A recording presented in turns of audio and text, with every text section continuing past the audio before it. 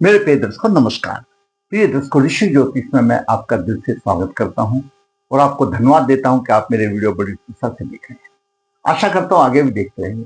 आग्रह करता हूं भाई, आपको अच्छा लगता है मेरे दर्शकों तो वीडियो को लाइक कर दें, दो शब्द कमेंट में लिख दें, ताकि मुझे ये पता लग जाता है कि आपकी कुछ ज्ञान की वृद्धि हुई है। आज का वीडियो भी अपने आप में बहुत महत्वपूर्ण है। दर्शकों, ज्योतिष में आपकी कुंडली में 3 नक्षत्रों का बहुत ही महत्वपूर्ण है। वो 3 नक्षत्र बहुत महत्वपूर्ण माने जाते हैं।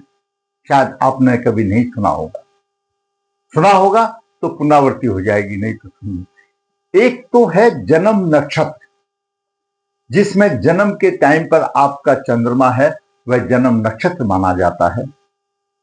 दूसरा है आपकी कुंडली का लग्नेश, लग्नेश आप स्वयं हो, वह किस नक्षत्र में है। और तीसरा है आपका दशमेश या आपका कर्म भाव का स्वामी कौन से नक्षत्र में है। क्यों ये 3 नक्षत्र इसलिए महत्वपूर्ण है? चंद्रमा हमारा मन है, हमारा मन उससे प्रभावित होता है, उस नक्षत्र से प्रभावित होता है। चंद्रमा हमारा मन है, मन का कारक है, और चंद्रमा जिस नक्षत्र में होता है उससे प्रभावित होता है। दूसरा है लग्नेश, कोई भी लगन की कुंडली हो, लग्नेश, लग्नेश जिस नक्षत्र में है, तो वो लग्नेश स्वयं है, कहीं पर भी होने दो, जिस नक्षत्र में है उस नक्षत्र के गुण धर्म भी आप जाते हैं, तो लग्नेश स्वयं आप हो। फिर आ गया दशमेश, तो जिंदगी में कुछ ना कुछ तो कर्म करना ही है, चाहे आपका दशम भाव का स्वामी कहीं पर भी हो, तो वो भी आपकी कार्यशैली को प्रभावित करता है। ये 3 नक्षत्रों का बहुत ही महत्वपूर्ण है।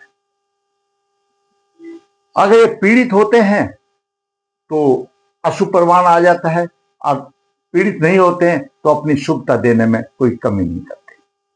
आज हम बात करते हैं कुल जाति की कुंडली में बहुत अच्छे योग हैं।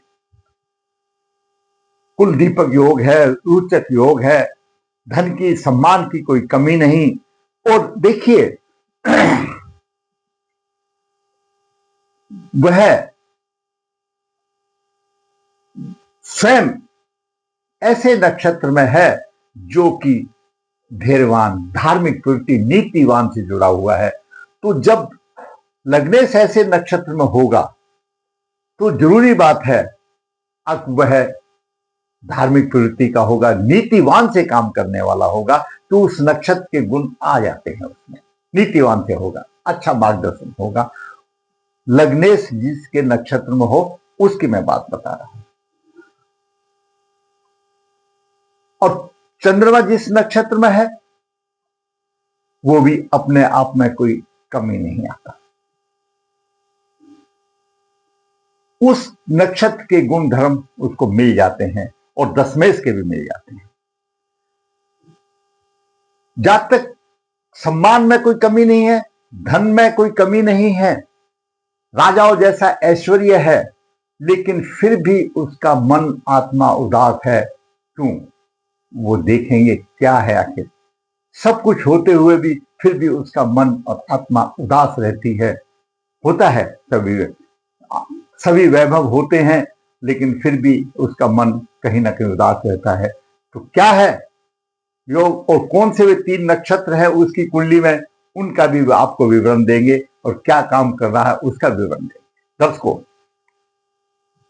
आपकी लगन कुंडली, किसी भी लगन की कुंडली हो, कोई भी लगन की कुंडली हो, जब लगन का स्वामी दशम भाव में होता है तो हम ये कहते हैं कि एक अच्छा राजयोग है, माता पिता की सेवा करने वाला, मतलब राजयोग में कोई कमी की बात नहीं आती। भाग्य भाव का स्वामी, 9 भाव का स्वामी अगर एकादश में हो तो और सोने पर सुहागा हो जाता है।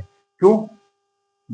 धर्म भाव का स्वामी एकादश में चला गया, धार्मिक प्रवृत्ति से ओतप्रोत होगा, धर्म के आचरण उसको करेंगे, प्रसिद्धि करेगा, व्यवसाय में उसका लाभ होगा,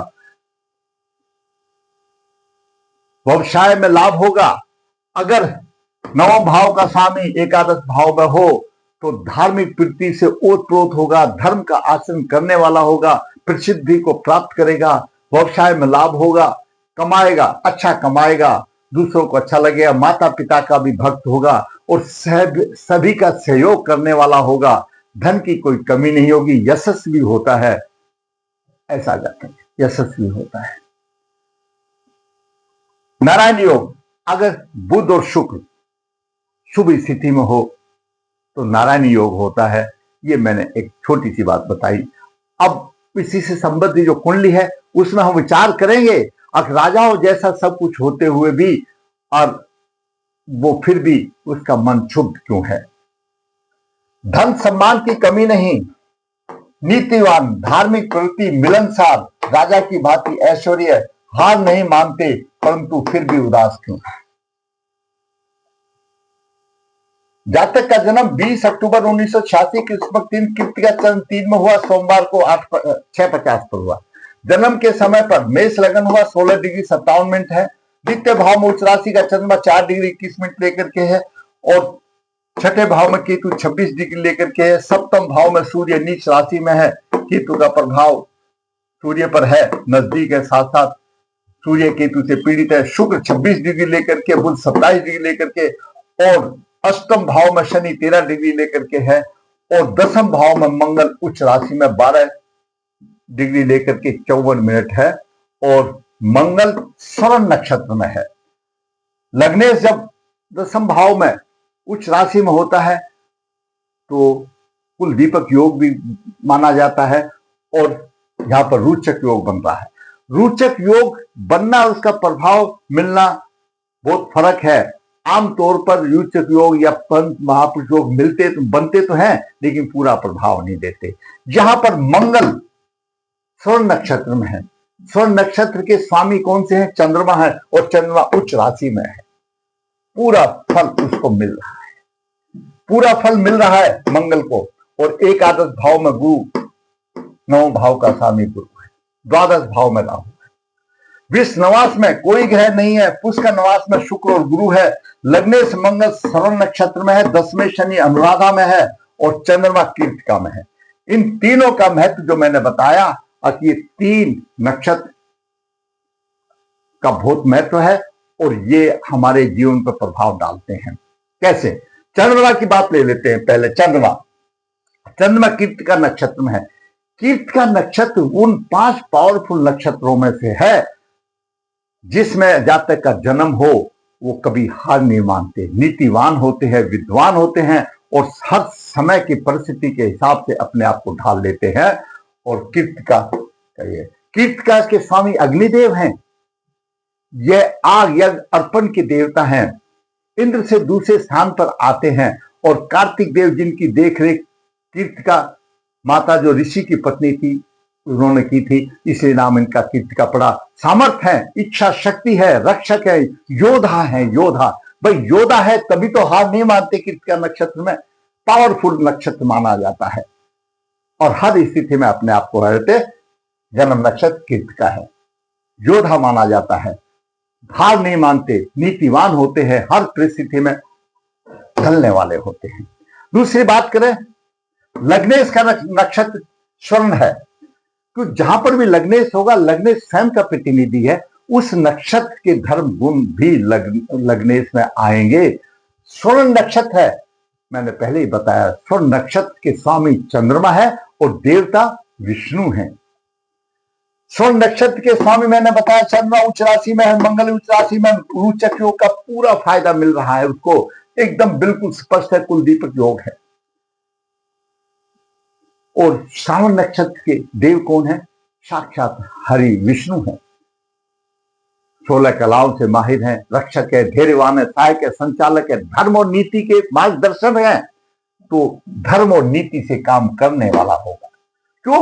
वो लग्नेश में, लग्नेश स्वयं है, उसमें वो गुण आ जाएंगे। अब ये जातक धर्म और नीति से काम करेगा, धर्म और नीति से काम करेगा, उसमें कोई दो राय नहीं।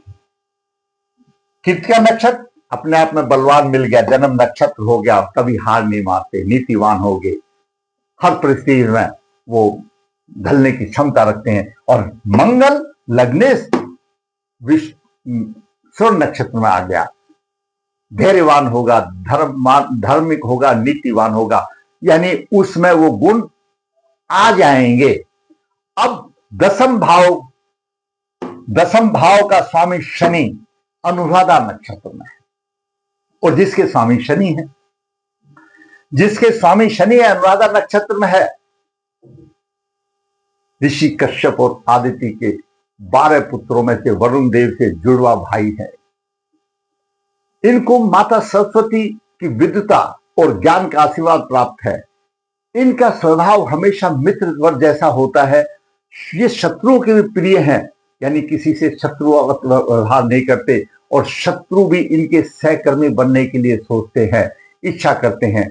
मित्र हैं, दयालु हैं, ज्ञानी हैं, समझते हैं, और मिलकर के काम करने वाले, समझौते से काम करने वाले हैं। अनुराधा नक्षत्र में जिसमें होगा, ऐसा नहीं है कि अपनी ही तड़ी चलाए, नहीं, मिलकर के काम करने वाले होंगे, समझौते करने वाले होंगे। जहां काम करते हैं कि टीम वर्क है, किसी अधिकारी में है तो अपने निम्न भी हो, उच्च भी हो, आपकी क्या राय, आपकी क्या राय, इस तरह से उसको कहते हैं मिल करके काम करना। मिल करके सूझबूझ एक औसत निकाल करके काम करने वाले बहुत ही ज्ञानी और दयालु होते हैं, जिनका की कर्म भाव, वो कर्म जो करेंगे उस कर्म में उनके ये सारे विचार आ जाते हैं। तो मैंने इसलिए आपको बताया कि जन्म नक्षत्र कीर्त का जो मन है, चंद्रमा मन है, उसके ऊपर भी जन्म नक्षत्र का प्रभाव होगा। लग्नेश जहां पर है, लग्नेश वो स्वयं है, उसका शरीर है, उसके ऊपर भी उसका प्रभाव होगा। अब वो कैसा होगा, धार्मिकवान होगा, कैसा होगा, फिर कर्म जो करेगा उसके कर्म में भी वो गुणवत्ता आएगी कि कर्म वो किस हिसाब से करेगा। कर्म तो जो कुछ है करना करने दो, लेकिन उस कर्म में वो किस हिसाब से आएगी। सबको साथ लेकर के चलेगा, सबको मान करके चलेगा, समझौते से करेगा। ये तीनों गुण उस जातक में है। अब विचार करते थोड़ी इसकी कुंडली पर। चंद्रमा उच्च राशि में है, अच्छा परिवार, धन और वैभव से ऐसी की कमी नहीं, मधुर वाणी और सभी सांसारिक सुख मिल जाते हैं। परिश्रम के बाद थोड़ा सा धन मिलता है, जरूर है। बात करें गुरु की, 9 भाव का स्वामी गुरु एकादश भाव में है। धार्मिक भावना से ओतप्रोत, धर्म आचरण के कारण प्रसिद्धि प्राप्त करता है, व्यवसाय में लाभ होता है, कमाता है, माता पिता का भक्त भी होता है, और सभी का सहयोग, धन की कोई कमी नहीं, यशस्वी भी लेता है। और बुध शुक्र सप्तम भाव में नारायण योग बना रहा है, यह भी अपने आप में है, नारायण योग बन रहा है, और गुरु की दृष्टि आ रही है इस नारायण योग पर, बुध और शुक्र पर भी दृष्टि आ रही है, और धन और प्रतिष्ठा की कोई कमी नहीं। शनि यहां पर अनुराधा नक्षत्र में है, अनुराधा नक्षत्र में है, और शनि मंगल को देख रहा है। अपने शनि की राशि में, और शनि मंगल को देख रहा है, राजा की भांति पराक्रमी बना रहा है, धन की कोई कमी नहीं, क्योंकि शनि देव भी यहां बते रहे हैं उसको। गुरु शुक्र को, बुध को देख रहा है। बुध को देखने से वचन का पालन करने वाला ऐसा जातक, जिसको जो कह दिया उसको कह दिया, अपनी बात पर टिकने वाला होता है। तो गुरु बुध को देख रहा है, तुला राशि में बुध है, तो ऐसा जातक अपने वचन पर कायम रहने वाला, ज्ञान और एक प्रतिष्ठित व्यक्ति होता है। शुक्र को भी गुरु देख रहा है, स्त्री सुख, गृहस्थी के सारे सुख, सवारी, अच्छी सवारी, अच्छा चरित्रवान, ये सारी चीजें उसके दिखा करके लेके आया है, दिखा के लेके आया है। और देखिए, चंद्र राशि का स्वामी शुक्र है, और शुक्र यहां पर केंद्र में आ गया, और गुरु की दृष्टि आ गई, चारों तरफ से धन की वर्षा आ गई। और क्यों? गुरु ज्ञान है, और गुरु धन का कारक है, और गुरु संतान का कारक है, भली भांति दे रहा है। पंचम भाव को भी देख रहा है गुरु। शिक्षा, संतान में भी कोई कमी नहीं, किसी चीज में भी कमी नहीं, सिर्फ कमी है तो एक है, और फिर भी मन उदास है। वो क्या कमी है? मैंने आपको गुरु का भी प्रभाव बता दिया। मंगल अपने आप में रोचक योग है, 10वें भाव में कुल दीपक है, प्रसिद्धि, लोगों में सम्मान का कारक बनता है, तकनीकी शिक्षा का कारक है, तकनीकी है, इंजीनियर है, और मैनेजर के पद पर आसीन भी है बालक। लेकिन फिर भी शुद्ध क्यों है? दर्शकों, बाकी ग्रह जो 7 ग्रह हमारे हैं मेन, कोई रुचक योग बनाता है, कोई हंस महापुरुष योग बनाता है, कोई मालव योग बनाता है, कोई भद्र योग बनाता है, कोई शशक योग बनाता है। कितने भी योग बनाने दो, वो योग का फल तो मिलेगा, राजा नहीं होगा, राजाओं जैसा होगा। अगर सूर्य पीड़ित है तो सूर्य नीच राशि में आ गया। सूर्य आत्मा का कारक है, पिता का कारक है, प्रशासन का कारक है। अगर ये सूर्य भी यहां बलवान होता तो जातक कहीं ऊपर जाकर के उठ जाता। और यही कारण है उसको शुद्ध रहने का, उसको शांत रहने का, उसका मन संताप से पीड़ित होने का, उसकी आत्मा पीड़े होने का। जो सूर्य आत्मा का कारक है और केतु के साथ में पीड़ित है। प्रबल पित्त दोष है, प्रबल पित्त दोष है। इतने अच्छे योग लेकर के भी जो मैंने आपको बताया कि 3 नक्षत्र का महत्व बताया, नारायण योग बताया, भाग्य से बताया, फिर भी पीड़ित है, सूर्य की पीड़ित है। भृगु ऋषि जी ने अपनी भृगु संहिता में लिखा है, बाकी ग्रह कितना भी राजयोग दे दो, कितना भी महापुरुष योग या और भी राजयोग बनाए, लेकिन जब सूर्य पीड़ित हो जाता है तो उनका थोड़ा सा फीकापन करता है। जहां तक कि राहु की महादशा 2024 तक थी, परेशान था महादशा में, पित्त दोष निवारण किया और गुरु की दशा आई और हमने उसको सूर्य का रत्न धारण करने के लिए कहा, क्योंकि सूर्य पंचमेश है, सूर्य पंचमेश है। दिन रात दूनी चौगनी जो भी उसका पितृदोष था वो भी निवारण हो गया। ऐसे जातक को पितृदोष निवारण करना चाहिए और सूर्य को बलवान रखना चाहिए। अगर आपका सूर्य कारक है तो नित्य सूर्य को अर्घ अवश्य देना चाहिए।